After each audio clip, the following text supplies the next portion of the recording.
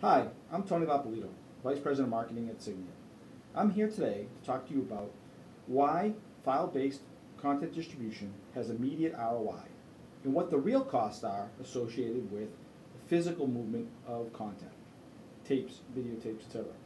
Most companies today are burdened by walls of videotapes. Whoops, excuse me, hold on a second here. Oh, much better. Let me be back in a minute. Where are... Oh, Scarface, a classic. I'll be back in a moment to finish up with this.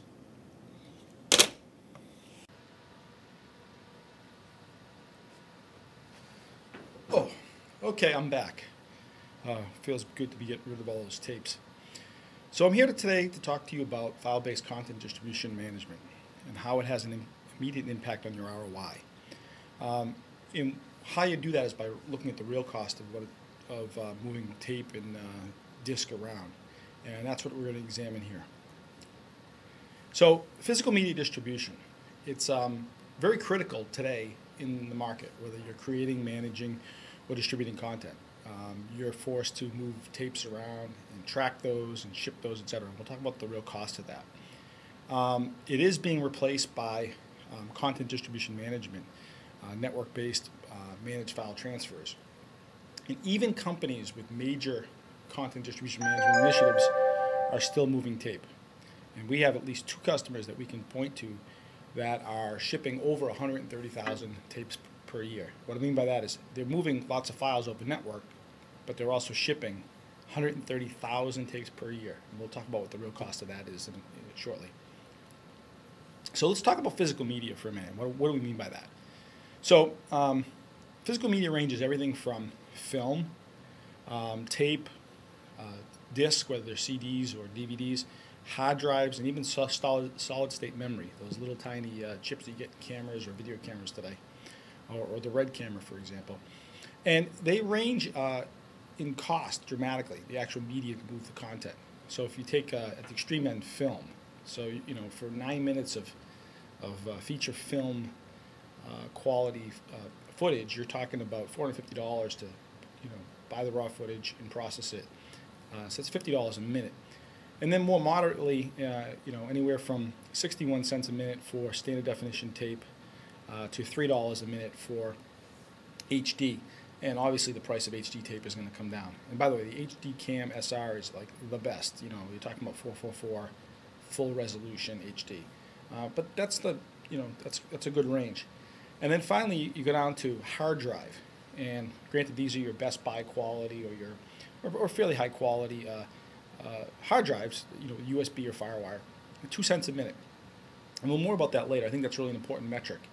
But traditionally, what you've seen is this sweet spot between 61 cents and $3 a minute as being something that's, what people are willing to pay. I mean, there's other media, DVDs, fairly inexpensive as well, but it's not as versatile and flexible.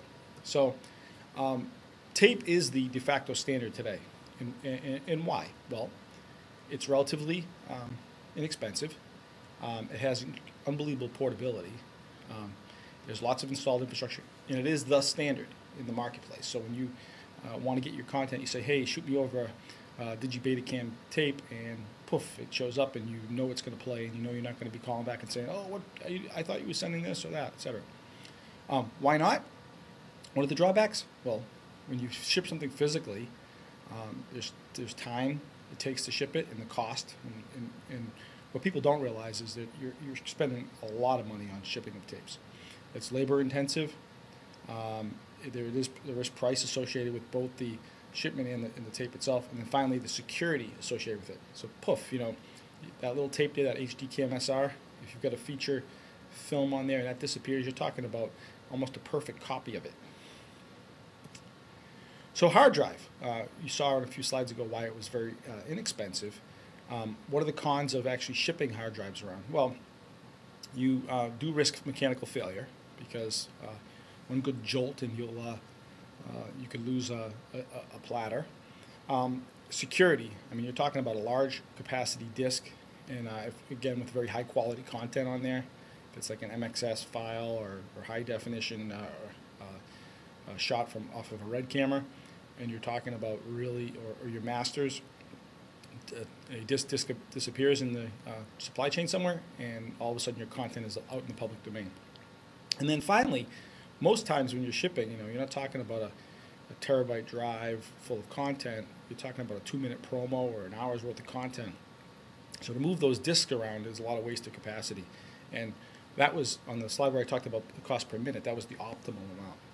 So what are the pros? Well, it is large capacity and low cost.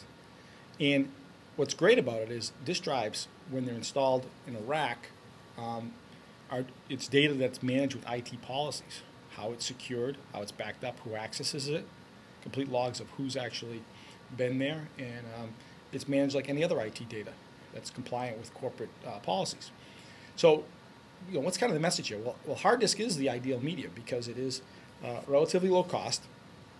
There are hierarchical storage policies in place, and then finally, if you look at this and you think, well, hard drive is great, we just don't want to be shipping them.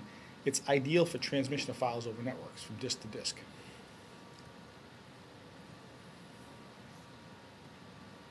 So let's talk about the day in the life of a dub. So on one side you have a facility, on the other side you have another facility, and you want to get that tape, a copy of a file off of a disk from one facility to the next. So you basically have to duplicate it, and that has a cost associated. So average cost, stock, tape stock, the duplication effort. And again, one thing is, it is minute for minute, as everyone knows. If you want to dub 30 minutes worth of video, it's 30 minutes of time to do that. Once you've dubbed it, then you've got to package it, and then get that thing going on FedEx. And by average cost to move something coast to coast, not a Herculean effort. Standard delivery is $50, just let's say, and that's being conservative.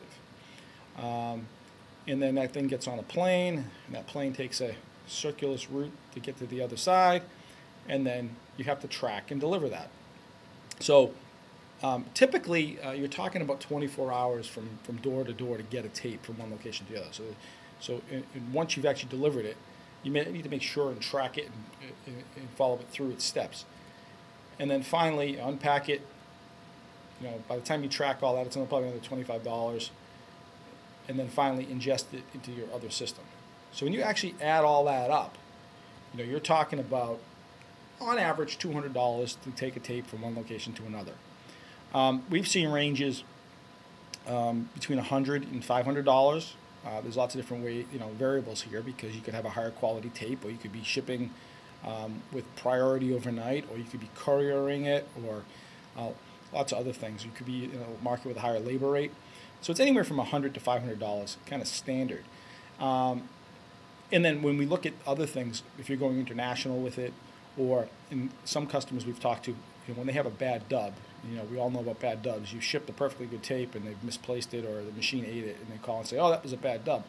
The cost to replace those is upwards of $700, especially if it's internationally. So the movement of tape is inherently expensive, and each and every one of these tapes is extremely has an extremely high marginal cost.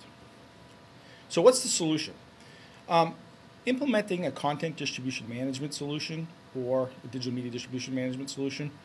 And when files are moved over networks, what are the benefits? It has a low cost of media. So if you're talking about hard drives, it could be as low as 2 cents a minute for to store that content. Obviously that's that could be a little higher, but as low as 2 cents a minute. It has a low cost of labor. Files moved and tracked automatically, so as opposed to people filling out paperwork and making dubs, etc.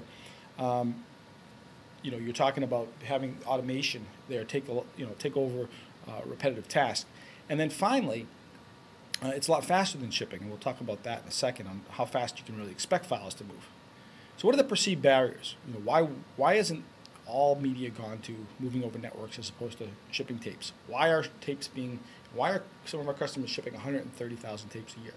Well, the ones we're talking to plan to phase it out. But if you're still moving tape, why haven't you moved?